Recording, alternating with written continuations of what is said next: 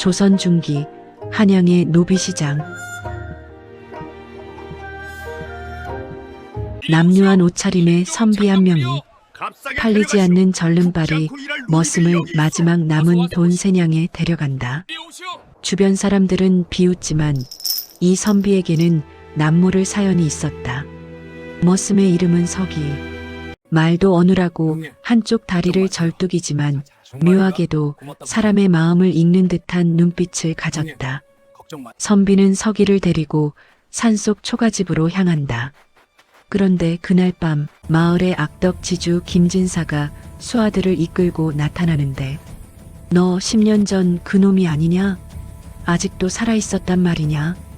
과연 선비의 정체는 무엇이며 절름발이 머슴 서기에게 숨겨진 비밀은 무엇일까? 그리고 김진사는 왜 이들을 찾아왔을까? 반전에 반전을 거듭하는 조선시대 복수와 의리의 대서사시가 지금 시작됩니다. 이 이야기가 마음에 드신다면 구독과 좋아요, 알림 설정까지 꼭 눌러주세요. 여러분 안녕하세요. 오늘 밤도 야담과 함께 하시는 여러분을 환영합니다. 오늘 여러분께 들려드릴 이야기는 조선 중기 한양에서 실제로 전해 내려온다는 믿기 힘든 이야기입니다. 노비시장에서 단세냥에 팔린 절름발이 머슴 한 명, 그리고 그를 데려간 거지 같은 선비 한 명.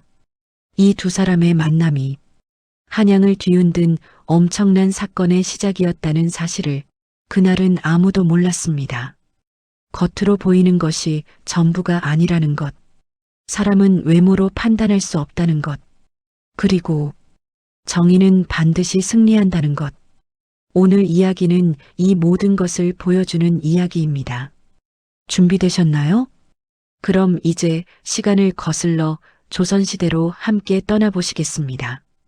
이야기 속으로 들어가 볼까요? 때는 바야흐로 조선 중기, 선조 임금이 다스리던 시절의 이야기입니다. 한양 칠패시장 노비시장. 노비사시오. 튼튼한 장정이 있소.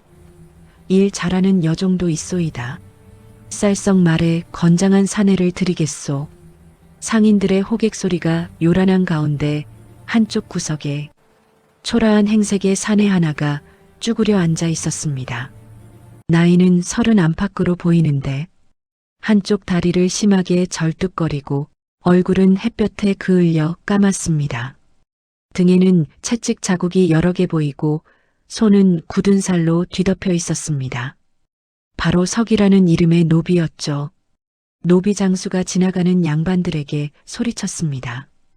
이놈은 힘은 좀 약하지만 순하고 말 잘 듣는 놈입니다. 하지만 사람들은 고개를 절레절레 흔들며 지나쳤습니다. 절름발이를 사서 뭐 했으나? 저런 건 거저 줘도 안 가져가겠네. 팔다 남은 무라도 저것보단 낫지. 서기는 그런 말들을 들으면서도 그저 고개를 더욱 깊이 숙일 뿐이었습니다. 나는 정말 쓸모없는 사람인가? 그의 눈에 눈물이 맺혔습니다. 해가 뉘엿뉘엿 넘어가기 시작했습니다. 시장의 사람들도 하나 둘 떠나가고 노비 장수는 한숨을 쉬며 말했습니다. 에이, 오늘도 못 팔았구나. 내일은 또 밥값 나가겠네. 차라리.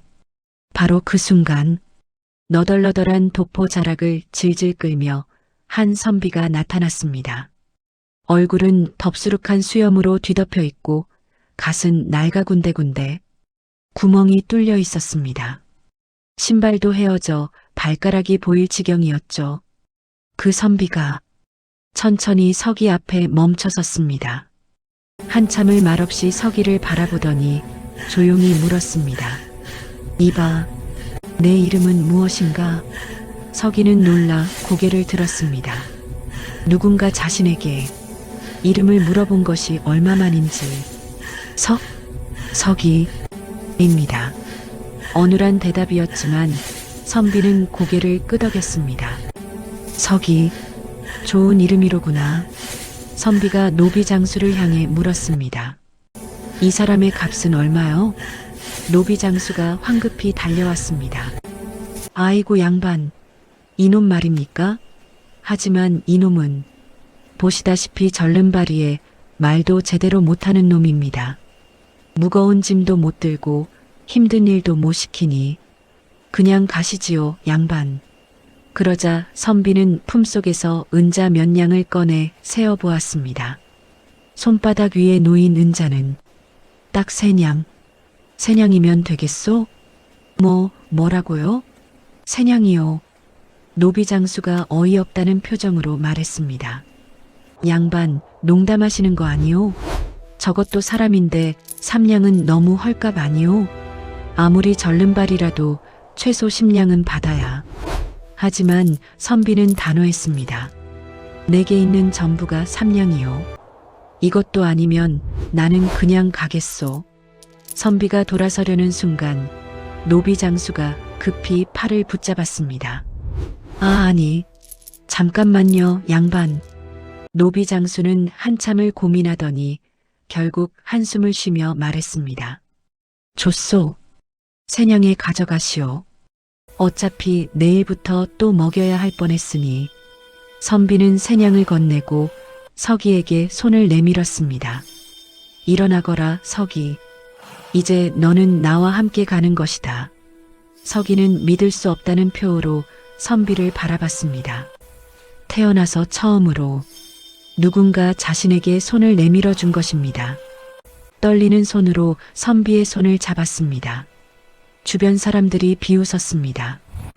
허허, 저 거지 같은 양반이 절름발이를 데려가네. 거지가 거지를 사는 꼴이구만.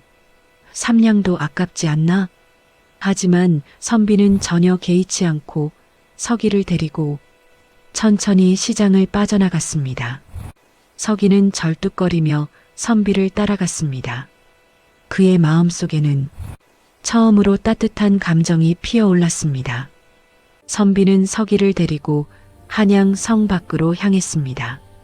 북촌을 지나 인왕산 자락을 넘어 한참을 걸어 도착한 곳은 인적 없는 깊은 산속.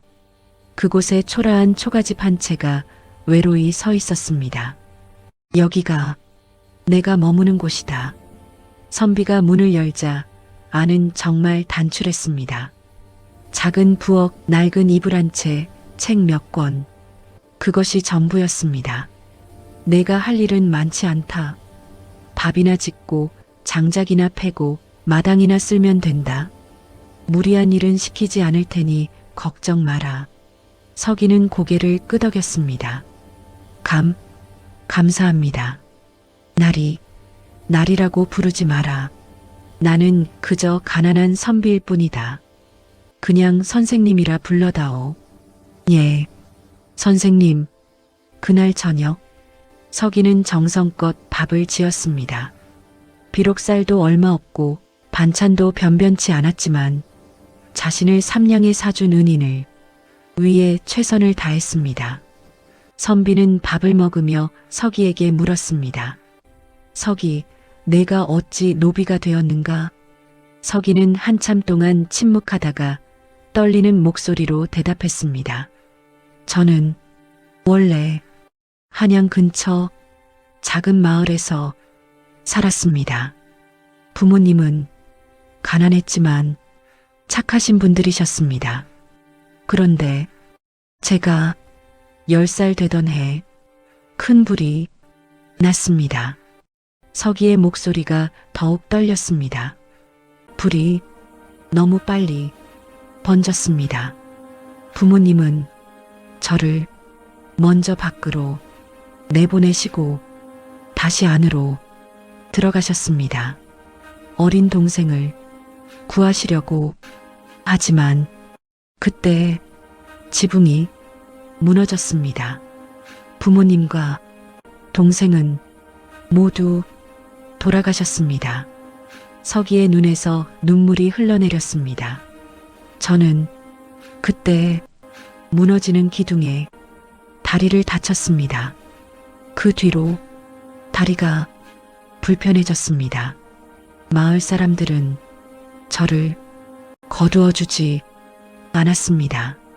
먹을 것도 없고 갈 곳도 없어서 결국 노비로 팔렸습니다.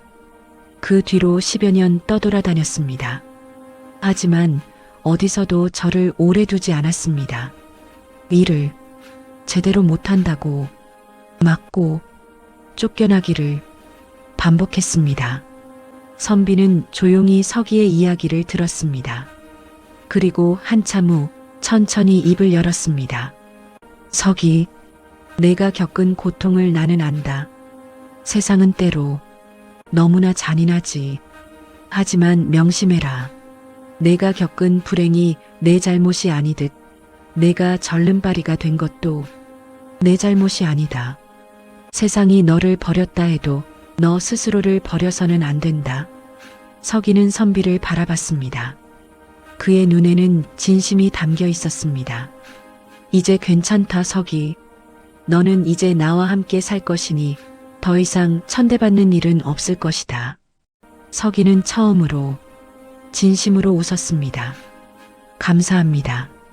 선생님, 그날 밤부터 서기는 이 초가집에서 새로운 삶을 시작했습니다.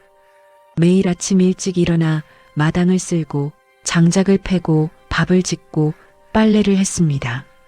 비록 다리가 불편했지만 할 수 있는 일은 모두 했습니다. 그리고 선비는 매일 새벽이면 뒷산으로 올라갔습니다. 무언가를 하는 것 같았지만 서기는 묻지 않았습니다. 며칠이 흘렀습니다. 어느 날 저녁 서기가 장작을 패다가 손을 다쳤습니다.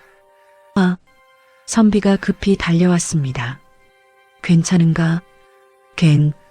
괜찮습니다. 선생님, 이 정도는 아무것도 아닙니다. 선비는 서기의 손을 잡고 정성껏 상처를 씻어주고 천으로 감아주었습니다. 서기, 너는 이제 내 식구나 다름없다. 식구가 다치면 아픈 것이 당연한 일이다. 다음부터는 조심해라. 서기는 또다시 눈시울이 붉어졌습니다. 식구, 그 단어가 너무나 따뜻했습니다. 10년 만에 처음으로 자신을 가족처럼 대해주는 사람을 만난 것입니다. 그렇게 평화로운 나날이 보름가량 흘렀습니다. 서기는 날이 갈수록 건강해졌고 표정도 밝아졌습니다. 선비 역시 서기와의 생활이 나쁘지 않은 듯 보였습니다. 하지만 이 평화는 오래가지 못했습니다. 그날은 보름달이 휘영청 밝은 밤이었습니다. 서기가 저녁 설거지를 끝내고 마루에 앉아 달을 바라보고 있을 때였습니다. 저 멀리서 말발굽 소리가 들려왔습니다. 둥둥둥둥, 점점 가까워지는 소리. 서기는 불안한 예감에 급히 선비를 찾아갔습니다. 선생님, 누가 오고 있습니다. 선비의 얼굴이 굳어졌습니다. 드디어 왔구나. 예, 선생님. 무슨? 서기, 내가 뒷문으로 나가거라. 지금 당장. 안 됩니다. 선생님을 혼자 두고 갈 수 없습니다. 바로 그 순간 쿵쾅쾅쾅 대문을 거칠게 두들기는 소리가 들렸습니다. 이놈들아, 문 열어라. 우리가 누군 줄 알고 감히 이런 곳에 숨어 지내느냐. 선비가 서기를 뒤로 감싸며 말했습니다. 서기, 내 뒤에 있거라. 무슨 일이 있어도 나서지 마라. 하지만 쾅! 대문이 힘차게 열리더니 10여 명의 사내들이 쏟아져 들어왔습니다. 모두 칼과 몽둥이로 무장한 채였습니다. 그들 앞에는 화려한 비단 도포를 입은 중년의 사내가 서 있었습니다. 살이 찐 얼굴, 오만한 눈빛, 손에는 부채를 들고 있었죠. 바로 김진사였습니다. 김진사가 선비를 보자 비웃음을 지었습니다. 하하, 이놈, 10년 전 그날의 일을 잊었느냐? 선비는 침착하게 대답했습니다. 잊을 수가 있겠소, 김진사. 당신네 집안이 저지른 악행을 어찌 잊을 수 있겠소? 악행이라고. 이놈이 끝까지. 김진사의 얼굴이 붉게 상기되었습니다. 내 놈이 우리 집안의 비리를 고발하는 바람에 내 형님이 귀양을 가지 않았더냐. 우리 집안이 얼마나 망신을 당했는지 아느냐. 그건 당연한 일이었소. 선비가 단호하게 말했습니다. 당신네 집안이 백성들의 땅을 빼앗고 곡식을 착취하고 죄 없는 사람들을 괴롭혔소? 벌을 받는 게 마땅하지 않소? 이놈이 끝까지 말대꾸를. 김진사가 손을 들자 수아들이 일제히 앞으로 나섰습니다. 오늘 이 자리에서 내 놈의 목숨을 끊어 10년의 한을 풀어주마. 그리고 내 놈이 증거로 모은 문서들도 모두 불태워버리겠다. 선비의 눈빛이 날카로워졌습니다.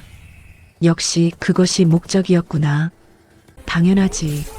그 문서만 없어지면 우리는 다시 예전처럼 부와 권력을 누릴 수 있다. 썩었구나, 김진사. 10년이 지났는데도 전혀 변하지 않았소. 변할 필요가 없지. 세상은 원래 힘 있는 자의 것이다. 김진사가 손을 휘둘렀습니다. 죽여라. 수아들이 일제히 달려들었습니다. 선비가 뒤로 물러서며 외쳤습니다. 서기, 뒤로 물러나거라. 하지만 바로 그 순간 서기가 갑자기 선비 앞으로 뛰어들었습니다. 수아들이 일제히 달려들었습니다. 선비를 향해 칼과 몽둥이가 휘둘러졌습니다. 하지만 바로 그 순간 서기가 번개같이 선비 앞으로 뛰어들었습니다. 그런데 절름발이었던 서기의 움직임이 놀라울 정도로 빠르고 민첩했습니다. 휙! 팍! 첫 번째 사내의 팔을 비틀어 제압하고 휘릭! 두 번째 사내의 칼을 빼앗아 그의 다리를 차버렸습니다. 다! 세 번째 사내를 단숨에 내동댕이 쳤습니다. 뭐야? 저 절름발이가 어찌? 수아들이 당황했습니다. 서기는 전혀 다리를 절지 않았습니다. 오히려 날렵한 동작으로 적들을 하나하나 제압해 나갔습니다. 김진사의 얼굴이 창백해졌습니다. 이게 무슨, 너는 분명 절름발이었는데. 그 순간 선비가 갓을 벗어 던지며 얼굴을 가린 수염을 떼어냈습니다. 그 얼굴을 본 김진사는 두 눈이 휘둥그레졌습니다. 내가 설마 박어사? 그렇소, 김진사. 암행어사 박문수요. 주변이 술렁거렸습니다. 박문수? 조선 팔도를 누비며 탐관오리를 처벌하는 암행어사. 그 유명한 박어사가 바로 이거지 같은 선비였던 것입니다. 박어사가 천천히 걸어 나오며 말을 이었습니다. 10년 전 내가 당신네 집안의 비리를 고발했을 때 당신은 자객을 보내 나를 죽이려 했소. 그때 나는 간신히 목숨을 건졌지만 모아둔 증거를 모두 잃고 말았소. 하지만 나는 포기하지 않았소. 박어사의 눈빛이 날카로워졌습니다. 10년간 몸을 숨기고 다시 증거를 모았소. 그리고 이석이라는 제자를 만났지. 석이도 이제는 어눌함이 사라진 또렷한 목소리로 말했습니다. 저는 박어사 나리의 제자 석동입니다. 10년 전 저의 부모님과 동생이 불에 탄 것은 사실입니다. 하지만 그 불은 우연이 아니었습니다. 석이, 아니, 석동의 목소리가 떨렸습니다. 김진사 댁의 하인들이 우리 집에 불을 질렀습니다. 우리 아버지가 김진사 집안의 비리를 목격했다는 이유로 김진사의 얼굴이 더욱 창백해졌습니다. 나는 모르는 일이다. 그건 형님이 한 일이든 당신이 한 일이든 중요하지 않소? 박어사가 단호하게 말했습니다. 당신네 집안 전체가 썩어 문드러졌소. 절름발이 연기도 어눌한 말투도 모두 김진사 당신을 방심시키기 위한 것이었소. 석동이 말했습니다. 우리는 노비로 위장해 김진사 댁에 잠입하려 했습니다. 하지만 마침 박어사 나리께서 노비시장에서 저를 구출하는 형식으로 더 안전한 은신처를 마련하신 것입니다. 김진사는 그제야 모든 것을 깨달았습니다. 내 놈들이 이 모든 걸 계획한 것이었단 말이냐? 그렇소. 박어사가 품속에서 마패를 꺼냈습니다. 그리고 지금 이 순간에도 내 동료 어사들과 포졸들이 당신의 집과 창고를 뒤지고 있을 것이요.